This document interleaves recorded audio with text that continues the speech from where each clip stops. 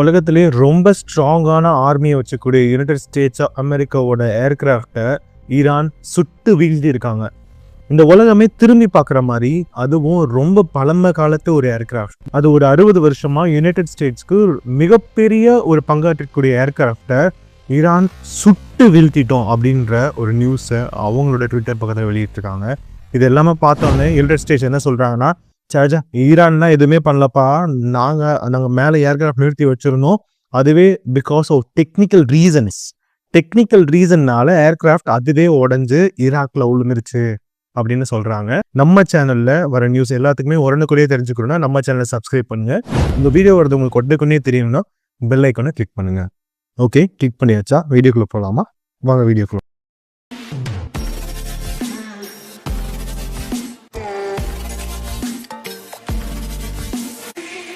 யூஎஸோட ஏர்ஃபோர்ஸில் முக்கியமாக பங்காற்றக்கூடிய ஒரு ஏர்கிராஃப்ட் தான் KC-135 ஸ்ட்ராட்டோ டேங்கர்னு சொல்லுவாங்க. அது என்னப்பா ஸ்ட்ராட்டோ டேங்கர்னு சொன்னீங்கன்னா, அதாவது வந்து இந்த ஏர்கிராஃப்ட் வந்து வானத்திலே இருக்கும். இந்த ட்ரோபோஸ்பியர், ஸ்ட்ராட்டோஸ்பியர்னா நிறைய லேயர் சொல்லுவாங்க இல்லையா? அதாவது நம்ம பூமியில் தரையில் இருக்கோம்ல, அந்த தரையிலேருந்து ஒரு 10 கிலோமீட்டர் 12 கிலோமீட்டருக்கும் மேலே அந்த இடத்துல வந்து இந்த ஏர்கிராஃப்ட் ஃப்ளை ஆகிட்டே இருக்கும், பறந்துக்கிட்டே இந்த உலகத்தில் இருந்துக்கிட்டே இருக்கும். அதாவது எந்தெந்த இடத்துலலாம் யூஎஸோட ஏர்ஃபோர்ஸ் இருக்கோ, எந்தெந்த இடத்துலலாம் யூஎஸ்க்கு பெட்ரோல் தேவைப்படுது, எந்தெந்த இடத்துக்குலாம் யூஎஸ்க்கு ஏர்கிராஃப்ட்டுக்கு ஃபியூவல் தேவைப்படுது அப்படின்னா அந்த இடத்துல என்ன பண்ணுவாங்க, இந்த ஏர்கிராஃப்டை நிறுத்தி வச்சிருவாங்க. ஏர்கிராஃப்ட்லேருந்து ஒரு பெரிய டியூப் மாதிரி போயிட்டு இருக்கும். அந்த டியூப்ல என்ன நடக்கும்னா, அதாவது ஏரோப்ளைன் பறந்துட்டே இருக்கு பார்த்தீங்களா, அப்போ அந்த டியூப் வெளியே வந்து அது பக்கத்தில் இருக்க இன்னொரு ஏர்கிராஃப்ட் வந்து அதோட கனெக்ட் ஆகி, அதாவது இந்த ஸ்ட்ராட்டோ டேங்கர் அப்படின்ற வந்து மேலே பறந்துட்டு இருக்க வானத்தில் இருக்கக்கூடிய ஒரு பெட்ரோல் பங்கு, அந்த பெட்ரோல் பங்க் என்ன பண்ணும், வானத்திலே இன்னொரு பக்கத்தில் இருக்க எல்லா ஃப்ளைட்டுக்கும் ஏர்கிராஃப்ட்டுக்கும் பெட்ரோல் போட்டுவிடும். இதுதான் அதோட வேலை. இந்த strato tanker United States of அமெரிக்காவில் பார்த்தீங்கன்னா 60 வருஷமா இது ஃபங்க்ஷன் ஆகிட்டே இருந்துருக்கு. இது வந்து ஒரு சின்ன ஒரு சிம்பிள்னு கூட சொல்லலாம். அதாவது வந்து யுனைடெட் ஸ்டேட்ஸ் ஆஃப் ஆர்மியில் வந்து ஆரம்ப காலத்திலேருந்தே ஒரு பெரிய பங்காற்றக்கூடிய ஒரு ஏர்கிராஃப்ட். இது ஈராக் வார்லையும் பயன்படுத்தியிருக்காங்க, ஆப்கானிஸ்தான் வார்லையும் பயன்படுத்தியிருக்காங்க. அதாவது நிறைய பக்கத்தில் இருக்க ரீஜனோட பெரிய பெரிய கான்ஃப்ளிக்ட் எல்லாம் இந்த ஒரு டேங்கர் வந்து பங்காற்றக்கூடிய இருக்கு. இந்த டேங்கர் அதுவும் ஈரான்ல இருக்க அந்த கண்ட்ரி மேல இருக்க ரீஜன் இருக்கும்போது, ஏண்டா இங்கேயாடா நிறுத்தி வச்சிருக்கீங்க அப்படின்னு சொல்லிட்டு ஈரான்லயே ஒரு மிசைலை லான்ச் பண்ணி முடிச்சு விட்டாங்க. ஆனா இதை கண்டிப்பா யுனைடெட் ஸ்டேட்ஸ் இந்த மாதிரி ஒரு பொய் மூலியமா நிராகரிக்கிறது ஒரு பெரிய தப்புன்னு கூட சொல்லலாம். ஏன்னா வந்து ஜியோ பாலிட்டிக்ஸ்ல பச்சையா தெரியுது. அது ஈரானோட வானத்துல தான் வந்து அட்டாக் நடந்திருக்குன்னு ஒத்துக்கிட்டாங்க. ஒத்துக்கிட்டதுக்கு அப்புறமே நான் வந்து இன்ஸ்டாகிராம், ட்விட்டர்ல கூட நான் இந்த ஒரு சின்ன சின்ன விஷயத்துல கூட போய் சொல்லுவேன்ற ஒரு மோட்டோல வந்து அந்த ஒரு யுனைடெட் ஸ்டேட்ஸ் ஆஃப் அமெரிக்காவோட அந்த ஒரு பதில்கள், அந்த ஒரு நடவடிக்கைகள் இருக்கு. அதாவது வந்து ஆரம்பத்துல இருக்க அந்த முன்னாடி இருந்த கமேனியோட பையன், அவர் தான் வந்து ரூலரா வந்தாரு. ஆனா ஒரு விஷயம் நினைச்சு பாத்தீங்கன்னா, அதாவது டொனால்ட் ட்ரம்ப் எங்க போனாலும் பிரஸ் மீட் கொடுத்துட்டே இருக்காரு. எங்கேயாவது வெளியே ஃபிளைட்ல ஏற போகும்போது கொடுக்குறாரு, இறங்கி வரும்போது கொடுக்குறாரு, அவங்க ஆஃபீஸ்ல கொடுக்குறாரு, தனியாக ஒரு பிரஸ் மீட் வச்சு கொடுத்துட்டு இருக்காரு. ஆனா அதாவது அடி வாங்குற கண்ட்ரி பாத்தீங்கன்னா ஈரான்ல இருக்க அந்த ஒரு ரூலர், அதாவது வந்து கமேனியோட பையன் எந்த ஒரு பிரஸ் மீட்டுமே கொடுக்கவே இல்லை. யோசிச்சு பாத்தீங்களா என்னதான் இருக்கும்னு? ஆனா ஒரு விஷயம் என்ன சொல்லியிருக்காங்க, ஈரானோட ஆர்மியே யுனைடெட் ஸ்டேட்ஸோட தாக்குதல்ல ஏர்கிராஃப்ட் அஃபெக்ட் ஆகியிருக்கு.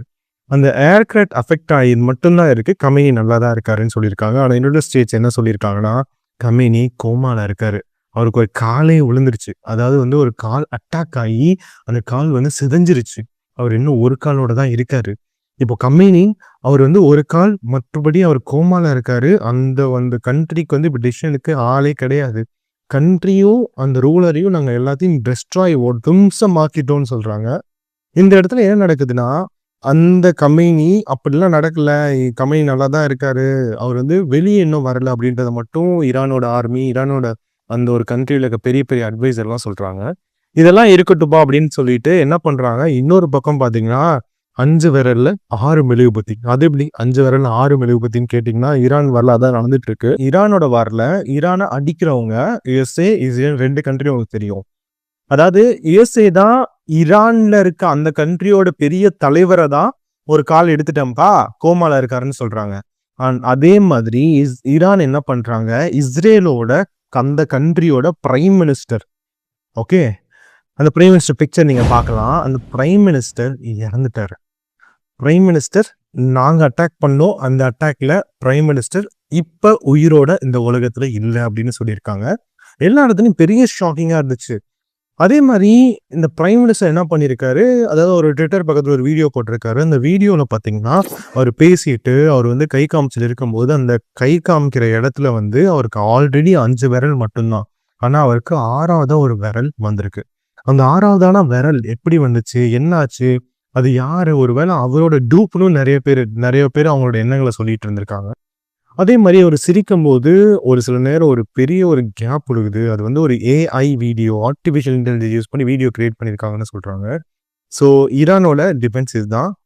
அப்படி உண்மையாவே ஈரான் வந்து உண்மையாலுமே அட்டாக் பண்ணிருந்துச்சு, அதாவது இஸ்ரேலோட பிரைம் மினிஸ்டரே வந்து தோக்கடிச்சுன்னா உண்மையாலுமே இந்த போரோட ஒரு தலையெழுத்தை வந்து அந்த ஒரு சின்ன கண்ட்ரி, அதாவது யுஎஸ்ஏஓ இஸ்ரேலும் கம்பேர் பண்ணும்போது அந்த இடத்துல பார்த்தீங்கன்னா இஸ்லாமிக் டாமினேட்டான ஒரு மிடில் ஈஸ்ட் கண்ட்ரி இந்த போரோட இந்த உலகத்தோட பேட்டவே மாத்துறாங்க.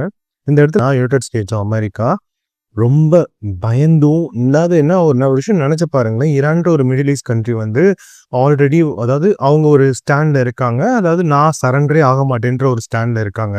இந்த நேரத்துல என்ன நடக்குதுன்னா வந்து யுனைடெட் ஸ்டேட்ஸ் சரண்டர் ஆகும், நான் அட்டாக் பண்ணிட்டேன், உன்னை வந்து தும்சமாக்கிறேன்னு சொல்லிட்டு இருக்காங்க. ஈரான் ஒரு பெரிய ஒரு தகவலை, பெரிய ஒரு வாய்ஸ் வந்து இந்த உலகத்துக்கே கொடுக்குது. நான் என்னோட சாவர்னிட்டியை நான் எந்த ஒரு நிலைமையில இருந்தாலும் நான் பாதுகாப்பேன்னு. அதே மாதிரி ஈரான் பாதுகாப்பேன்னு சொன்னது மட்டும் இல்லாம நிறைய ஏர்கிராஃப்டே தும்சமாக்கியிருக்காங்க. இன்னைக்கு ஈரான்ல 2000 இன்னசென்ட் மக்கள், அதாவது வந்து எதுவுமே தெரியாத ஒரு மக்கள் வந்து இன்னைக்கு இல்லை. அதே மாதிரி யுனைடெட் ஸ்டேட்ஸ்லையுமே பார்த்தீங்கன்னா அந்த ஒரு அமெரிக்கா பெரிய சூப்பர் பவர் ஆர்மி வச்சிருக்க ஒரு கண்ட்ரியுமே பார்த்தீங்கன்னா அந்த கண்ட்ரியில் நிறைய பேர் வந்து இறந்துட்டாங்க. ஆனால் ஒரு விஷயங்க எனக்கு வந்து இந்த ஒரு வீடியோ எடுக்கும்போது ரிசர்ச் பண்ணிட்டு இருக்கும்போது தோணுச்சு. 1945 United States of America, Germany, Italy, Japan, அதாவது அடால்ஃப் ஹிட்லர் மேலேயும் ஜப்பான் மேலேயும் தாக்குதல் நடத்திட்டு இருக்கும்போது அவங்க 3 பேர்த்துக்கிட்டையும் நியூக்ளியர் வெப்பன்றது கிடையாது. ஓகே, ஜப்பான்டே நியூக்ளியர் வெப்பன் இல்லை, இட்டாலிட்டே நியூக்ளியர் வெப்பன் இல்லை, அடால்ஃப் ஹிட்லர் நியூக்ளியர் வெப்பன் இல்லை. இருந்துருந்துச்சுன்னா அந்த ஸ்டோரியே வேற, அது ஒரு விஷயம். அடால்ஃப் ஹிட்லர் கண்டிப்பாக லான்ச் பண்ணியிருப்பாரு.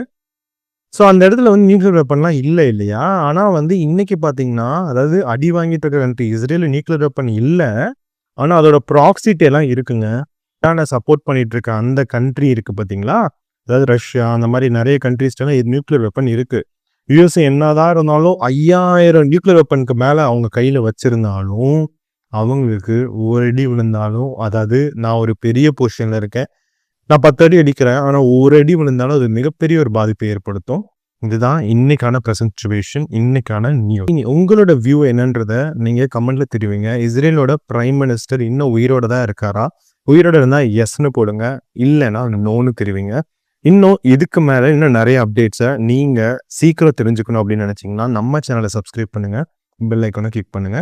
உங்களோட வியூ, இந்த போரை நிறுத்தணுமா, இந்த போரை கண்டினியூ பண்ணணுமா அப்படின்றத நீங்க இந்த கமெண்ட்ல தெரிவிங்க.